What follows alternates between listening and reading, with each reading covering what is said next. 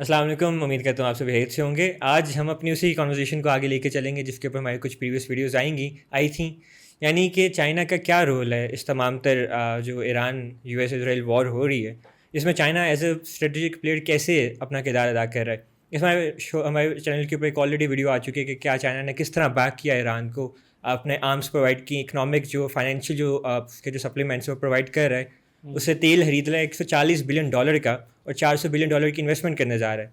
ये तमाम तर पॉइंट्स हैं काफ़ी फैसिनेटिंग और क्वाइट मुझे काफ़ी इंट्रीग करती है कि मेन स्ट्रीम में ये बातें आ नहीं रही। मेन स्ट्रीम में चाइना को काफ़ी इन माय ओपिनियन बैकडोर रखा जा रहा है। तो आज इसके ऊपर ही बात करते हैं, देखते हैं कि हम कहाँ पहुँचते हैं। बुरहान एक बड़ा इंटरेस्टिंग आर्टिकल था, हम दोनों पढ़ रहे थे। वो कहते हैं कि China as global leader, how the Iran war, strait of Hormuz and Palestine shifted power from west to east. बिल्कुल ठीक बात है जी। वो कहते हैं for the first time in 500 years the strait of Hormuz and the Red Sea are under Muslim control. बिल्कुल ऐसे ही है।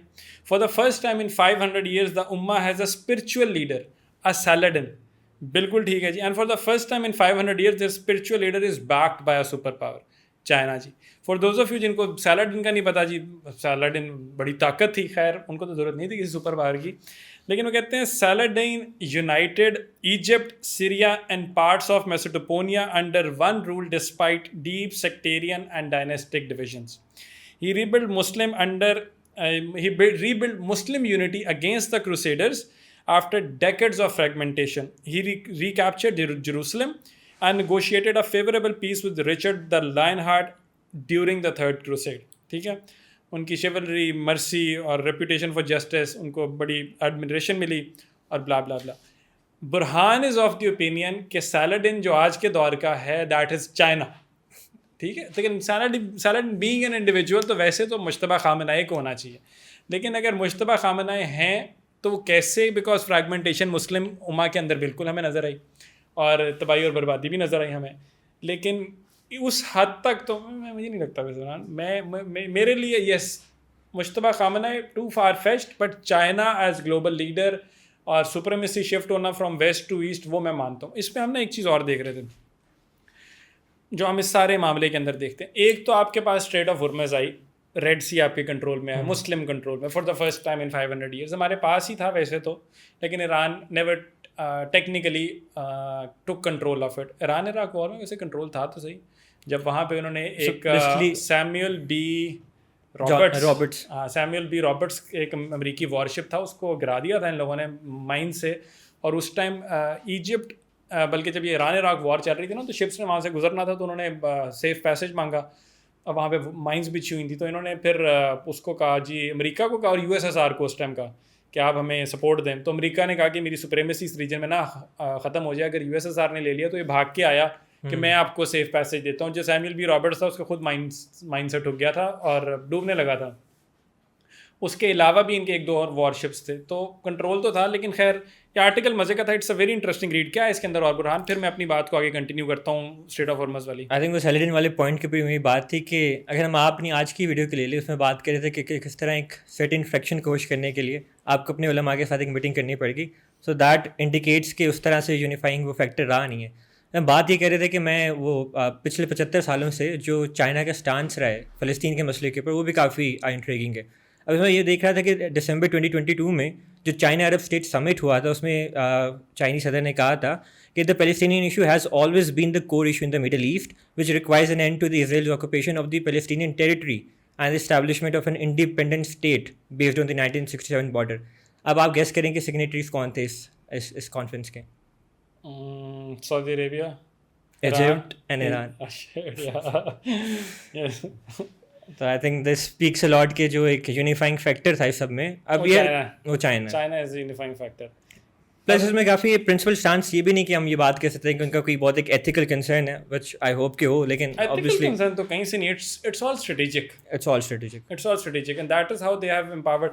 2003 में शी जिनपिंग ने आके जो अपना विजन दिया था, उसने कॉन्फ्लिक्ट से हट के कोऑपरेशन की बात की थी। अमेरिका को 2 दहाइयाँ लगी ये अंडरस्टैंड करने के लिए कि जो नया वर्ल्ड ऑर्डर है उसके अंदर कॉन्फ्लिक्ट जो है it's going to take a back burner पे चला जाएगा, और इकोनॉमी जो है that will be in the front seat. अच्छा, अभी हम स्ट्रेट ऑफ हॉर्मज की बात कर रहे हैं ना, कि वो किस तरह से ईरान के पास है और कितना एडवांटेज है, क्योंकि ईरान को बैक कर रहा है चाइना। इससे हट के आप एक और चोक पॉइंट पे थोड़ा सा नीचे जाएं तो आपको बाबुल मंडप नज़र आता है जिबूती के साथ।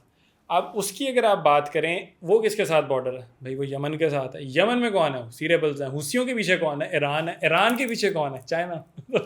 सो technically I might be wrong and you are free to comment on it, but I think कि ये दोनों चोक पॉइंट्स जो हैं, अफ्रीका को जो लिंक कर रहा है, जो मिडिल ईस्ट को और गल्फ को लिंक कर रहा है, वो भी चाइना के कंट्रोल में है।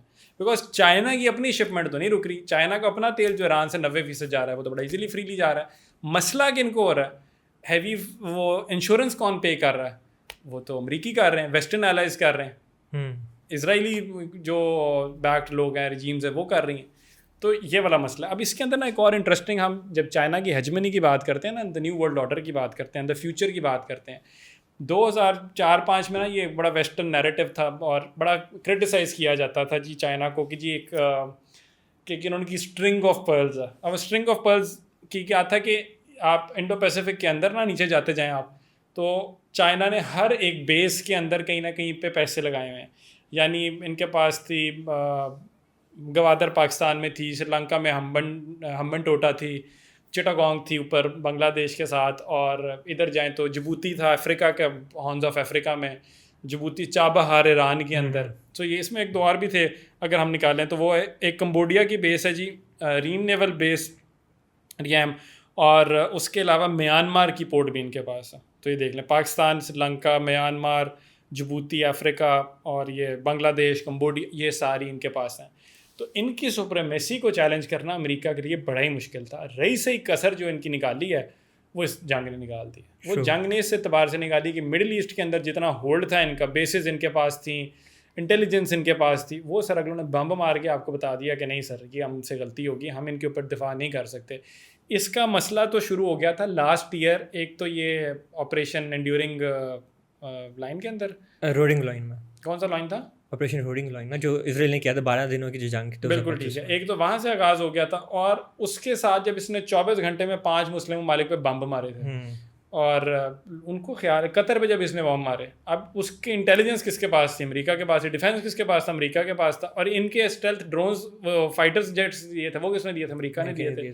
F-35 किसका इस्तेमाल है? अमेरिका, इसराइल के। तो ये लोग सोचने पे उस टाइम मजबूर हुए थे कि भाई we need to look towards east, ये काम थोड़ा ख़राब हो रहा है। Hence Saudia getting into a defence pact with Pakistan, hence the mobilisation of the eastern front. और फिर हमने देखा, लेकिन इस वॉर के अंदर आके जब उसने इन बेसिस के ऊपर अटैक करना शुरू किया, that was a very strategic and calculated and amazing move. और मेरा ख्याल है it falls under the defence of the country, not an attacking move. It was more a retaliation and defence to their own compromise sovereignty, जिसको हमने blame किया उन लोगों ने, कि हमने तो नहीं खैर किया। तो आई थिंक जो काफ़ी एक फैसिनेटिंग बात है वो है कि जो स्टेट की प्लानिंग है जो चाइना ने पुट किए हैं इस तमाम तर प्रोसीजर के अंदर। आपकी वही बात थी कि जो डायरेक्ट कॉन्फ्लिक्ट का ज़माना था वो तो चला गया। अब आपको प्लानिंग करनी पड़ती है, आपको एक स्ट्रेटेजी बनानी पड़ती है कि आपने ऑपरेट कैसे करना है। अब मैं एक ग्राफ देख रहा था कि 2006 में वीटो किया था यूएनएससी ने, जो सेंक्शन लगाई थी ईरान के ऊपर चाइना ने। 2010 में इसने सेंक्शन ईरानियन क्रूड तेल खरीदा था, यानी जो तेहरान की इकोनॉमिक लाइफलाइन, हम उस दिन बात कर रहे थे, $140 बिलियन। 2021 में $400 बिलियन की 25 साल पार्टनरशिप साइन की थी, यानी एक प्लानिंग के साथ, कॉम्प्रिहेंसिव स्ट्रेटेजिक पार्टनरशिप, एक सैंक्शन स्टेट के साथ। ऑब्वियसली जब आप किसी ब्लैक इकोनॉमी तो ना चाइना की रुकी है ना पाकिस्तान की रुकी है, तो हेंस द रीज़न कि ये लोग परेशान है कि ये डूबे क्यों नहीं। अब तक ट्रेड आपका रुक गया, आपका बंद हो गया, हमारे भी चल रहे, हमारी भी चल रही, तेल तो आ रहा है, डीजल तो आ रहा है। सही बात। तो I think very strategic moves by China. और ये हाई हैंडेडनेस जो थी ट्रम्प की, और ये it has bitten them in the ass, ये इनका काम ख़राब करेगी, बुरा हाल हो गया। उनको नैरेटिव भी नहीं रह गया to push. There is, how do they defend? Then they are getting into negotiations from a position of weakness when the other party, second party, is telling them no sir, we do not want to negotiate with you, and they are telling them on social media that the other one is begging to negotiate with you. कैसा, मतलब मैं क्या लफ्ज़ use करूँ। काफ़ी अच्छा है। जो अभी हम बात करते हैं ना बाबुल मेहदाब वाली, 2024 to 2025 the dual use components enable होती strikes on Red Sea shipping. यानी आपने एक स्टेट को छोड़ें, आपने एक ग्रुप को पकड़ के भी आपने उसको वो तमाम तो सप्लीमेंट्स दिए हैं टू स्टॉप द शिपिंग।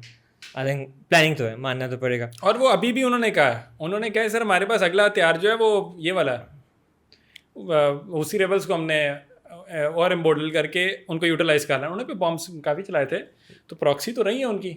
लेकिन इसमें मैं थोड़ा सा आपको पुश बैक करूँगा। हाँ करें। डोंट यू थिंक कि जो तमाम तरह इन्वेस्टमेंट सिर्फ एक बात पे बैंक करती है कि ईरान इंड्योर करेगा इस जंग को?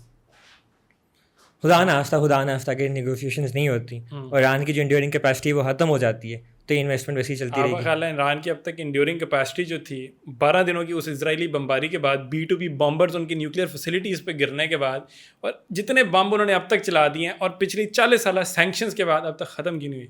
मैं कह रहा वो that is the same reason जिसकी वजह से वो अगले 40 साल भी ख़त्म नहीं होगी। क्यों? क्योंकि चाइना और रशिया बैक कर रहे हैं उनको।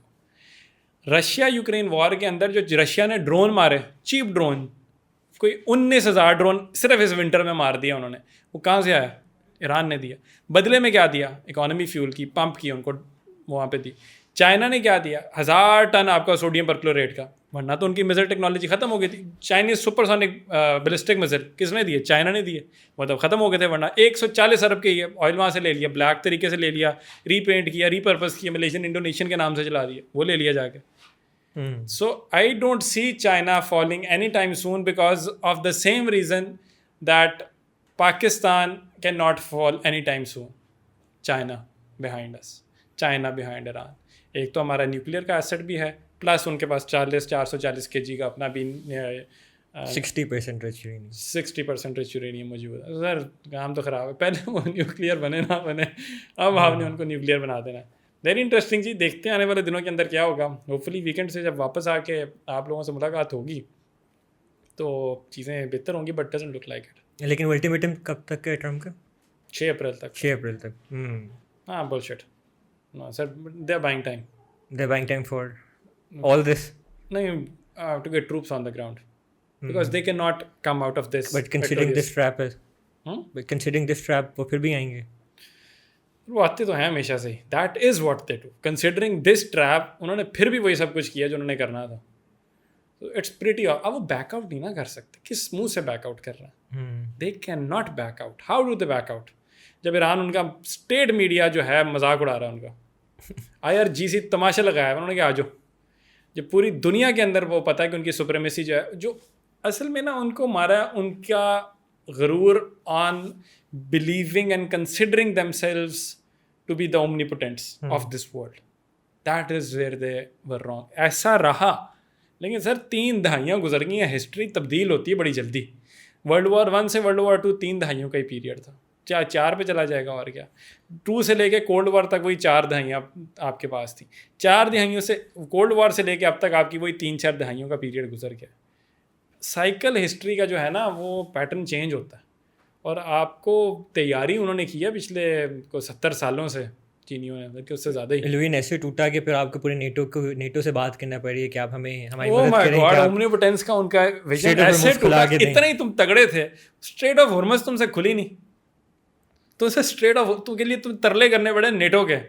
जिन यूरोपियन कंट्री को तुमने अभी तड़ियाँ लगाई थी कि मैं तुम्हें 100% टैक्स लगा दूंगा, ये ऐसे ही था। ऐसे ही था कि मैं तुम्हें 100% तुम पे लगा दूंगा, 200% लगा दूंगा टैक्स। उनके अब तुम तरले कर रहे हो। सो मच सो बुरहान, जाने मन चेक कर, जिस जेलेंस्की को इसने व्हाइट हाउस में बैठ के जलील किया था, कपड़े कैसे पहने हुए हैं तूने, तुम क्या हो, हमारी ये कर, उससे तुमने मांगा कि हमें अपने ड्रोन इंटरसेप्टर्स दो, हमें ड्रोन टेक्नोलॉजी चलाने वाले लोग दो। 201 जेलेंस्की ने बंदा मिडिल ईस्ट में डिप्लॉय किया ट्रंप की रिक्वेस्ट के ऊपर। थूक के चाटना तो सर कोई ट्रंप से सीखे ना, तो किस मुंह से ये नेगोशिएट करेंगे सर, किस मुंह से? तो I don't see it happening. और बाकी इस्लामिक प्रोफेसीज भी हैं, वो साहिल भाई के लिए छोड़ देंगे बताने के लिए, नॉट फॉर अस। लेकिन ट्रम्प ने ये भी आगे कि US will remember the NATO's response in Iran. तो कर ले रिमेंबर ना, वो तो कह रहे हैं वी डोंट केयर। ये भी है। दे हैव कैटेगोरिकली सेड कि this is not our war, this is your war, तो लड़ें जाके। तो फिर लड़ लें फिर आप लान जी, देखते हैं आने वाले दिनों में इनके साथ क्या होता है। है जी 6 अप्रैल का हमारे पास अल्टीमेटम है, हमारे पास नहीं, मतलब एज अ होल ईरान, हमारे पास भी, उम्मत के पास भी एक अल्टीमेटम है। देखते हैं कि ऊँट किस कवर बैठता है। और तब तक के लिए मुझे दीजिए इजाज़त। आप सबकी समातों का बहुत शुक्रिया। Thank you.